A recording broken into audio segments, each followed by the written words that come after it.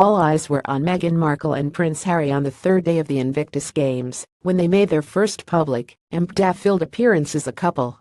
It had taken over a year, but arriving hand-in-hand for the wheelchair tennis semi-final as the world media looked on was yet another bold statement by the lovebirds determined to do things their way.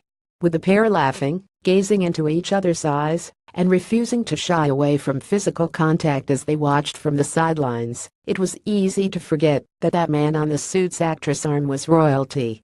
Of course, couples hold hands all the time, psychologist and body language expert Judy James tells Iptums UK. It's a relatively bland gesture in terms of sexual intent, and if anything, it's rather cute and infantile, but for a royalette as Meghan and Harry must know it.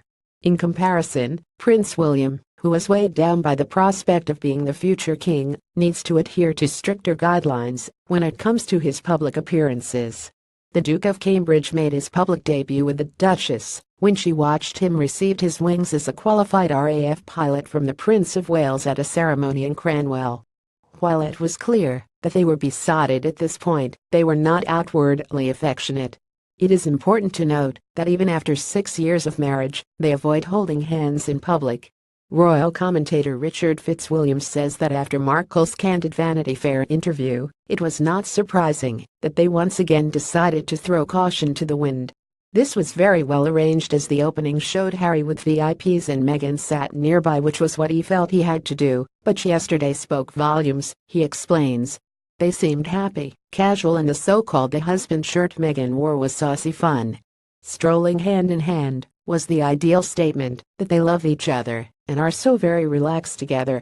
Never has wheelchair tennis had spectators like this for half an hour. Fitzwilliams believes that this is the biggest hint yet that the couple will make it down the aisle. I believe an engagement is imminent, probably this year. Prince William, the Duke of Cambridge, and his wife the Duchess of Cambridge rarely hold hands in public, Reuters, but it will not be a smooth ride.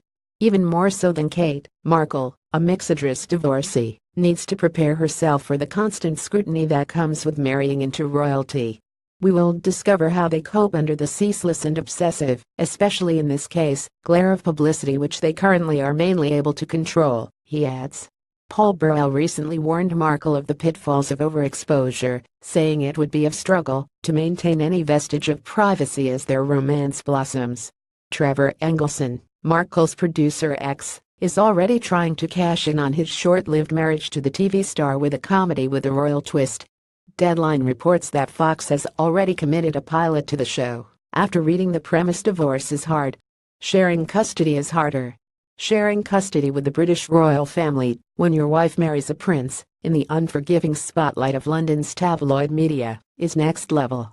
As a result of the frenzied interest around her royal romance, the 36-year-old was the most Googled actress of 2016. Fitzwilliams points out that going forward, that there are greater questions about what the future holds for Markle, who is also a global ambassador for World Vision Canada and advocate for the United Nations entity for gender equality and the empowerment of women.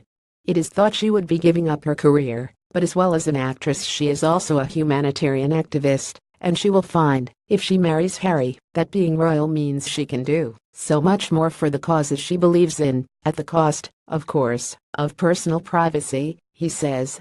However, James fears that what was the culmination of a well-executed campaign to solidify Markle's role and officially introduce her into the royal circles may backfire after a year of fighting for their privacy.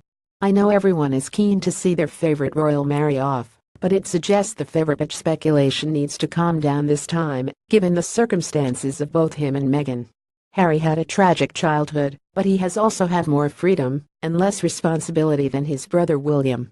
If he does decide to cherish the single life for a few more years, let's hope he doesn't feel under pressure to conform or explain.